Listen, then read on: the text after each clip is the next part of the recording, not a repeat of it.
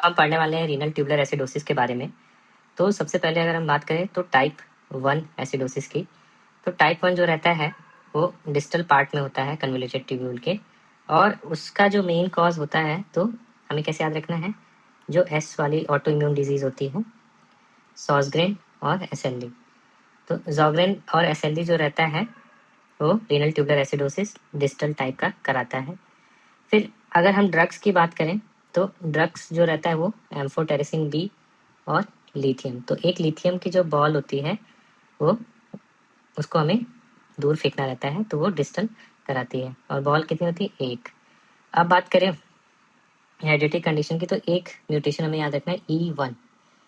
E1 mutation अब दो तरीके से होता है। E1 में अगर ए म्यूटेशन है तो ये क्या होगा? टाइप 1। उसी तरीके से अगर E1 में बी म्यूटेशन है, जिसको हम लिखेंगे पूरा NBC, तो ये कौन सा रहेगा? NBC E1 म्यूटेशन टाइप 2 होता है। तो ये टाइप 2 हो गया। फिर अब हम आगे बात करें तो दूसरा कौन सा म्यूटेशन होता है? वो होता है ATP6 V1V1। तो ATP6 V1V1 म्यूटेशन होता है, और ये बेसिकली क्या कराता है? डेफनेस, बहरा हो जाएगा। इतना बड़ा नाम सुन के ATP6 V1V1 आदमी बहरा हो जाएगा। फिर उसके बाद ऑब्स्ट्रक्शन होता है और हाइपर पैराथायराइडिज्म। तो हाइपर पैराथायराइडिज्म जो हम पढ़ते हैं उसमें जो पार्ट होता है, अगर हम बात करें तो यूजुअली जो रहता है DCT पे काम करता है। तो हाइपर पैराथायराइडिज्म में कौन सा पार्ट अफेक्ट होगा? DCT वाला पार्ट अफेक्ट होगा। तो डिस्टल रीनल ट्यूबुलर एसिडोसिस कौन कराता है? Hyper parathyroidism. अगर हम बात करें प्रॉक्सिमल की, तो प्रॉक्सिमल जो रहता है उसको टाइप 2 भी बोलते हैं। तो ये जो रहता है टाइप 1 होता है, और ये वाला टाइप 2 रहता है, तो इसको बोलते हैं प्रॉक्सिमल। अगर हम बात करें कि इसमें ड्रग्स कौन कौन सी जो रहती हैं इसको कॉज कराती हैं, तो हमें पहले एक छोटी सी स्टोरी बताते हैं कि एक आदमी के पास 10 स्टाइलिश टोपी थी। एक आदमी था, उसके पास 10 स्टाइलिश टोपी थी, और वो क्या था, एक बार घूमने गया और घूमते घूमते वो 10 टोपी फंस गई। तो इसमें क्या था, एक आदमी था उसके पास 10 स्टाइलिश टोपी। तो 10 से क्या होगा? टीनोफोबिर। टीनोफोबिर। स्टाइलिश से क्या होगा? स्टाइल से क्या होगा? स्टाइलिश टोपी है तो एसिटाजोलामाइड। फिर टोपी, टोपी से क्या होगा? टोपीरा मेट। टोपीरा मेट। और फंस गई से क्या होगा? फंस तो आई फॉस्फामाइड। तो फंस गई से क्या होगा? आई फॉस्फामाइड। तो आई फॉस्फामाइड। ये 4 ड्रग होती हैं जो कि कराती हैं टाइप 2 RTA, जिसको बोलते हैं प्रॉक्सिमल RTA। तो ये, अब अगर हम बात करें दूसरा जो रहता है उसमें हम लोग क्या याद करते हैं? Fanconi syndrome. तो जो फैनकोनी सिंड्रोम जो रहता है वो किससे एसोसिएटेड रहता है? प्रॉक्सिमल जो टाइप 2 होता है उससे एसोसिएटेड रहता है। तो इसमें हम जो है एक कहानी बना सकते हैं, और कहानी इस तरीके की रहेगी कि एक अमेलॉइड या अमिल नाम का लड़का था। तो अमिल नाम का जो लड़का था उसकी जो थी मल्टीपल सिस्टर थी। तो क्या थी? Multiple sister. और वो क्या करती थी, एक विल्सन नाम का एक्टर था, उसकी बहुत बड़ी फैन थी, और वो उससे लव करती थी। तो जो हम ये स्टोरी कैसे याद कर सकते हैं? एक अमिल नाम का लड़का था और उसकी जो थी मल्टीपल सिस्टर थी, मल्टीपल सिस्टर थी इसके। और या एक और जो था विल्सन नाम का एक्टर था। तो विल्सन नाम का एक्टर जो था ये इसकी बहुत बड़ी फैन थी सबके साथ, और ये सब जब फैन थी तो इसको लव करती थी। तो इस तरीके से हम याद कर सकते हैं। तो अमिल से हो गया एम्लोइडोसिस, मल्टीपल से हो गया मल्टीपल माइलोमा, सिस्टर से हो गया सिस्टिनोसिस, विल्सन से हो गया विल्सन डिजीज, फैन से हो गया फैनकोनी सिंड्रोम, और लूवी से हो गया लव, लव से लूवी सिंड्रोम। तो ये रहता है टाइप 2 प्रॉक्सिमल RTA। फिर अगर हम बात करें टाइप 4, तो टाइप 4 में पोटेशियम लेवल जो है वो बढ़ जाता है, और इसमें जो रहता है पोटेशियम लेवल बढ़ जाता है, और इसकी दवाइयाँ याद करने के लिए हमें एक हंस के बारे में सोचना होगा। तो हंस क्या रहता है? H is heparin. फिर A is S inhibitors, ACE inhibitors और ARBs, N is NSAIDs और S इज स्पाइरोनोलैक्टोन। तो ये रहता है, हंस के बारे में सोचना होगा अगर हम टाइप 4 के बारे में सोच रहे हैं, जो कि 4 वर्ड से ही बना है। फिर अगर हम बात करें तो डायबिटीज़ जो रहता है, डायबिटीज़ की वजह से भी टाइप 4 होता है, और एल्डोस्टेरॉन की डेफिशिएंसी अगर होगी या उसके लिए रेजिस्टेंस है तो टाइप 4 होगा, और इंटरस्टिशियल नेफ्राइटिस में भी टाइप 4 होता है। अब आगे बात करें, हम जो है फीचर्स को कंपेयर कर सकते हैं। तो अगर हम बात करें टाइप 1 टाइप 2, तो सबसे पहले अगर प्राइमरी डिफेक्ट की बात करें टाइप 1 में, तो क्या होता है, जो प्राइमरी डिफेक्ट होता है टाइप 1 में, वो अगर हम बात करें तो अल्फा इंटरकैलेटेड सेल्स में होता है। तो किस में होता है, अल्फा इंटरकैलेटेड सेल्स। अब जो प्राइमरी डिफेक्ट होता है इसमें अल्फा इंटरकैलेटेड सेल्स होता है, और इसकी वजह से क्या होता है, जो एच आयन का सिक्रीशन होता है, एच आयन का सिक्रीशन वो नहीं हो पाता है। तो इम्पेयर्ड एच आयन सिक्रीशन जो रहता है वो नहीं हो पाता है। फिर अगर हम बात करें टाइप 2, तो इसमें जो रहता है टाइप 2 में बाइकार्बोनेट का एब्जॉर्प्शन नहीं हो पाता है, तो बाइकार्बोनेट जो रहता है रीएब्जॉर्ब नहीं हो पाता है। अब हम बात करें टाइप 2 कहाँ होता था, प्रॉक्सिमल, और ये कौन सा एरिया है, पीसीटी। तो पीसीटी में ही सबसे ज़्यादा एब्जॉर्प्शन हो रहा है, तो वहाँ बाइकार्ब जो है रीएब्जॉर्ब नहीं हो पाएगा। और भी चीज़ें, ग्लूकोज, अमीनो एसिड, ये सब भी एब्जॉर्ब नहीं हो पाती, जो यूरिन के रास्ते निकलेंगे, उसको हम आगे डिस्कस करते हैं। टाइप 4 में अगर हम बात करें तो बेसिकली होता क्या है, एल्डोस्टेरॉन जो रहता है, एल्डोस्टेरॉन वो कम हो जाता है, जिसको क्या बोलेंगे, हाइपो एल्डोस्टेरॉनिज्म, या एल्डोस्टेरॉन जो रहता है रेजिस्टेंस हो जाता है। और ये बेसिकली किस सेल्स पे, एल्डोस्टेरॉन किस सेल्स पे काम करती हैं, तो इसमें जो रहता है बेसिकली प्रिंसिपल सेल्स इन्वॉल्व रहती हैं, जबकि अगर टाइप 1 की बात करें तो अल्फा इंटरकैलेटेड सेल्स इन्वॉल्व रहती हैं। अगर हम बात करें यूरिन एसिडिफिकेशन एबिलिटी की, तो जो टाइप 1 रहता है वो एच आयन को ही सिक्रीशन में जो प्रॉब्लम हो रही है, तो उसकी वजह से क्या होगा, ये यूरिन को एसिडिफाई नहीं कर पाता है, तो यूरिन एसिडिफिकेशन एबिलिटी इसमें नहीं होती है, ये नहीं कर पाता है। जबकि अगर हम टाइप 2 की बात करें तो ये कब यूरिन एसिडिफाई करता है, जब बाइकार्बोनेट जो रहता है वो ख़त्म हो जाता है, तो जब बाइकार्बोनेट ख़त्म हो जाएगा तो ये एसिडिफाई कर सकता है। तो बेसिकली अगर हम बात करें तो बाइकार्बोनेट खत्म होने के बाद ये एसिडिफाई कर पाता है। जबकि अगर हम टाइप 4 की बात करें तो इसमें क्या रहता है, इसमें बेसिकली अगर हम बात करें तो अमोनियम आयन जो रहता है उसका फेलियर रहता है, तो यूजुअली जो रहता है ये एसिडिफाई कर पाएगा या नहीं कर पाएगा, ये ऊपर नीचे होता है, कुछ कह नहीं सकते हैं, प्लस माइनस रहता है। तो ओवरऑल अगर हम बात करें तो ये टाइप 1 वाला एसिडिफाई नहीं कर पाता है, टाइप 2 वाला कर लेता है, और टाइप 4 वाला प्लस माइनस होता है। अगर हम बात करें टाइप 1 की, तो टाइप 1 का जो साइट होता है वो कहाँ होता है, डिस्टल, और टाइप 2 का कहाँ रहता है, प्रॉक्सिमल कन्वोल्यूटेड ट्यूब्यूल।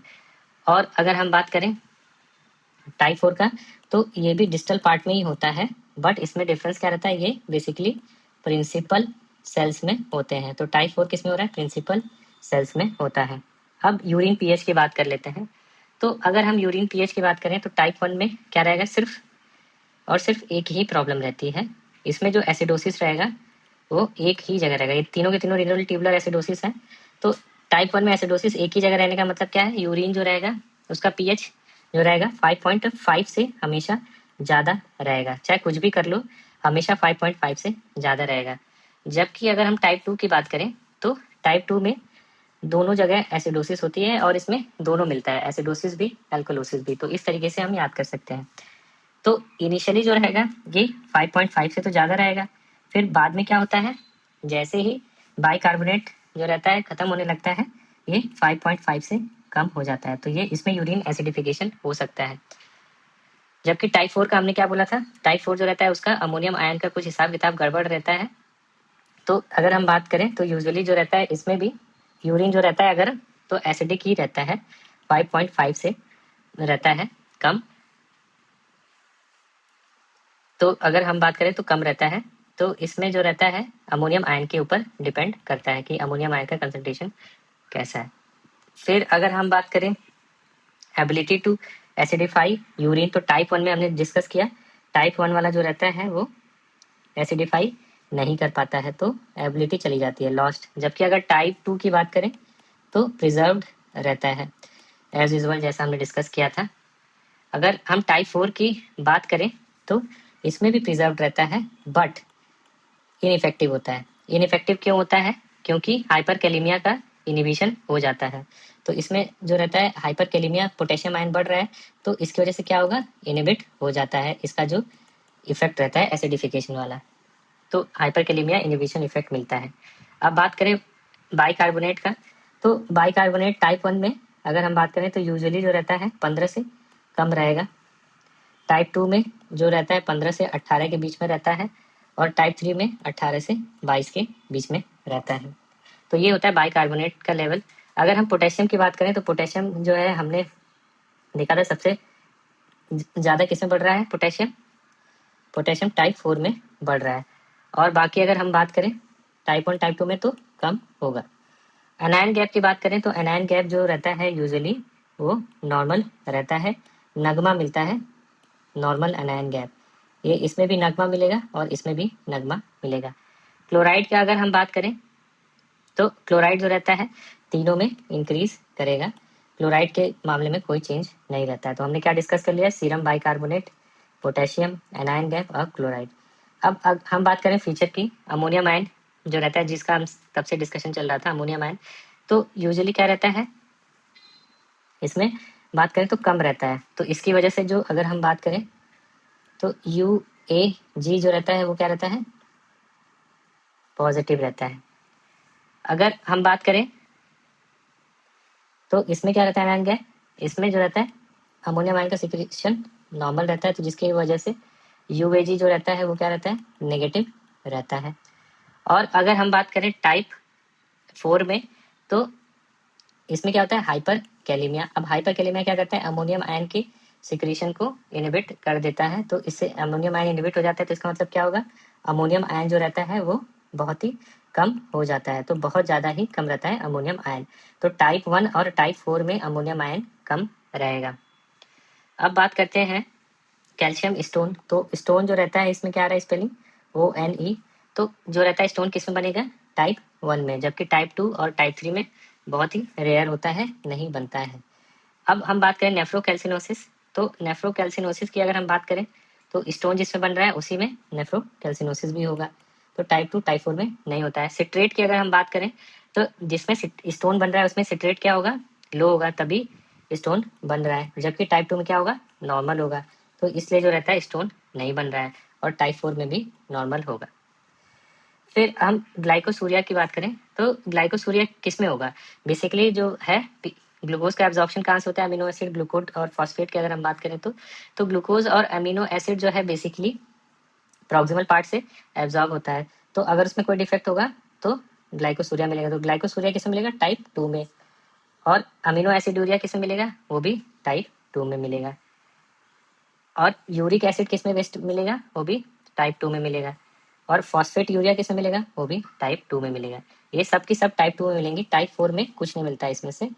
और टाइप 1 में भी ग्लूकोसूरिया नहीं मिलेगा, अमीनो एसिड यूरिया भी नहीं मिलेगा, और यूरिक एसिड वेस्टिंग भी नहीं मिला। फॉस्फेट यूरिया प्लस माइनस हो सकता है, थोड़ा बहुत मिल सकता है। तो बेसिकली हमें याद रखना है कि ये जो चार चीज़ें हैं, ग्लूकोसूरिया, amino acid urea, phosphate, glucose, amino acid, uric acid, ये सब टाइप 2 में निकलते हैं यूरिन के रास्ते।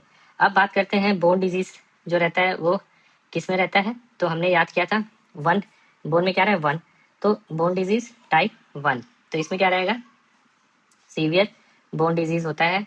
और मेनली क्यों रहता है, क्योंकि पहला सिट्रेट वो कम हो रहा है, और दूसरा कैल्शियम भी यूरिन से बाहर निकल रहा है, तो कैल्सी यूरिया भी मिलता है, हाइपर कैल्सी यूरिया, तो इस वजह से रहता है, ये बोन डिजीज है। बट अगर हम ऑस्टियोमलेशिया और रिकेट्स की बात करें तो ये किस में होगा, ऑस्टियोमलेशिया और रिकेट्स ये जो रहता है कैरेक्टरिस्टिकली जो प्रेजेंट होते हैं ये टाइप 2 में होते हैं।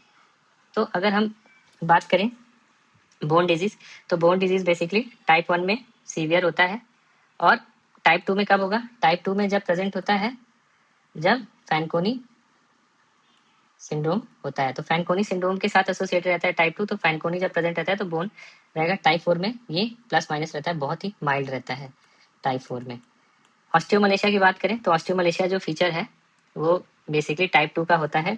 टाइप 1 में प्लस माइनस हो सकता है, लेकिन मेनली टाइप 2 में होता है, टाइप 4 में मिलता ही नहीं है। अब बात करते हैं urine pH after acid load. हमने क्या किया, एसिड से लोड कर दिया। एसिड कौन सा यूज करते हैं, अमोनियम क्लोराइड। टाइप 1 में जो रहता है 5.5 से ज़्यादा रहता है, तो 5.5 से ज़्यादा ही रहेगा, ये 5.5 से कम नहीं होगा किसी भी कीमत पे। तो ये टाइप 1 है। अगर हम बात करें टाइप 2 की, तो टाइप 2 में क्या रहता है, दोनों मिलता है। पहले जो रहता है 5.5 से ज़्यादा होता है, फिर 5.5 से कम हो जाता है। तो ऐसे केस में अगर हम एसिड लोड करेंगे तो इसमें जो है 5.5 से कम हो जाएगा। 5.5 से कम होने का मतलब क्या है कि एसिडिफिकेशन हो रहा है यूरिन का। अब टाइप 4 की बात करें तो इसमें कुछ नहीं कहा जा सकता, प्लस माइनस रहता है। अगर हम एसिडिफिकेशन के बाद अल्कलाइजेशन या बाइकार्बोनेट दे रहे हैं, तो बाइकार्बोनेट देंगे तो ये पहले से अल्कलाइन है, तो इसमें ज़्यादा इफेक्ट नहीं पता चलेगा, माइल्ड। मेन चीज़ जो रहता है। अब टाइप 2 की बात करें तो इसमें क्या होगा, बाइकार्बोनेट जो है एब्जॉर्प्शन तो होगा नहीं, तो सारा का सारा बाइकार्बोनेट कहाँ जाएगा, यूरिन में। तो बाइकार्बोनेट यूरिया मिलेगा, इस वजह से होता है। और ये टेस्ट टाइप 4 के लिए तो होता ही नहीं है। फिर अगर हम बात करें यूएजी, तो यूएजी जो रहता है वो टाइप 1 में पॉजिटिव होता है और टाइप 2 में नेगेटिव होता है।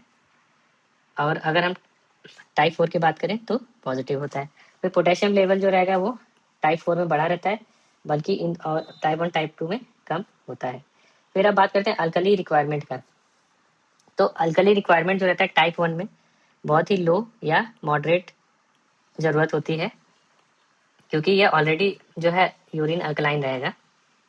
जबकि अगर हम टाइप 2 की बात करें तो टाइप 2 में बाइकार्बोनेट खत्म हो जाता है, तो एसिडिफिकेशन होने लगता है, तो इसमें हाई रिक्वायरमेंट रहेगा। और यूजुअली कितना देंगे, 3 to 15 milliequivalent per KG per day, इतना हमें देना रहता है। और टाइप 4 में भी लो रिक्वायरमेंट होती है। तो यूजुअली अगर हम बात करें तो इसमें कौन सी देंगे, पोटेशियम सिट्रेट।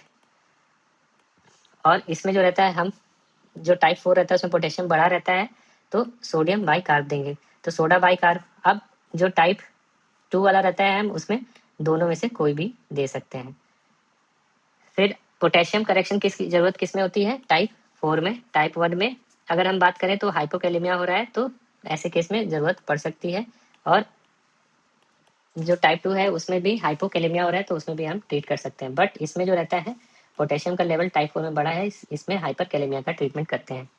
थायराइड जो रहता है वो किस में यूजफुल होता है, तो वो टाइप 2 में थायराइड यूजफुल होता है। टाइप 1 और टाइप 4 में कोई यूजफुल नहीं होता है। थायराइड देने से क्या होगा, बाइकार्बोनेट का जो वेस्टिंग हो रहा है वो कम हो जाएगा। फिर जो अगला है फ्लूड्रोकॉर्टिसोन, तो फ्लूड्रोकॉर्टिसोन जो है क्या है, एल्डोस्टेरॉन की तरह है, तो बेसिकली इसको टाइप 4 में देते हैं। फिर अगर हम बात करें कुछ क्वेश्चंस जिनका देखते हैं आंसर क्या है। पहला है कि पेशेंट आया जिसमें हाइपरकैलेमिया है, पोटेशियम लेवल बढ़ा है, प्लस बॉडी में एसिडोसिस है, तो ये क्या होगा, ये टाइप 4 होगा। अगर यूरिन का पीएच ऑलवेज अल्कलाइन है 5.5 से, तो ये टाइप 1 होगा। फिर अगर यूरिन का पीएच पहले कितना था, 5.5 से ज़्यादा था, फिर बाद में कितना हो गया, 5.5 से कम हो गया जब बाइकार्ब खत्म हो गया, दोनों तरीके से है, तो टाइप 2। नेफ्रोलिथियासिस मिल रहा है, नेफ्रोकैल्सिनोसिस मिल रहा है, तो ये जो रहेगा स्टोन किस में मिलता है, टाइप 1 में। फैनकोनी जो रहता है टाइप 2, उसकी जो सिस्टर्स थी वो सब फैन थी। फिर very high alkali requirement, alkali requirement बहुत ज़्यादा है, तो किसमें होगा, किसमें बाइकार्बोनेट निकल रहा है, जिसमें रेनल ट्यूबुलर एसिडोसिस जो है किसमें हो रहा है, प्रॉक्सिमल वाले में, और वो कौन सा है, टाइप 2 में। तो वेरी हाई रिक्वायरमेंट किसमें होगा, टाइप 2। डायबिटीज़ है पेशेंट को, तो डायबिटीज़ हमने टाइप 4 पढ़ा था, पोटेशियम भी बढ़ा है और एसिडोसिस भी है, तो टाइप 4। तो हमें क्या याद रखना है, टाइप 1 जो है वो NE1, तो स्टोन से रिलेटेड है, इसमें बोन्स में प्रॉब्लम भी होती है। फिर उसके बाद टाइप 2 की बात करें तो फैनकोनी, और टाइप 4 की बात करें तो हाइपर कैलेमिया। टाइप 2 में जो रहता है ऑस्टियोपोरोसिस और रिकेट्स होता है।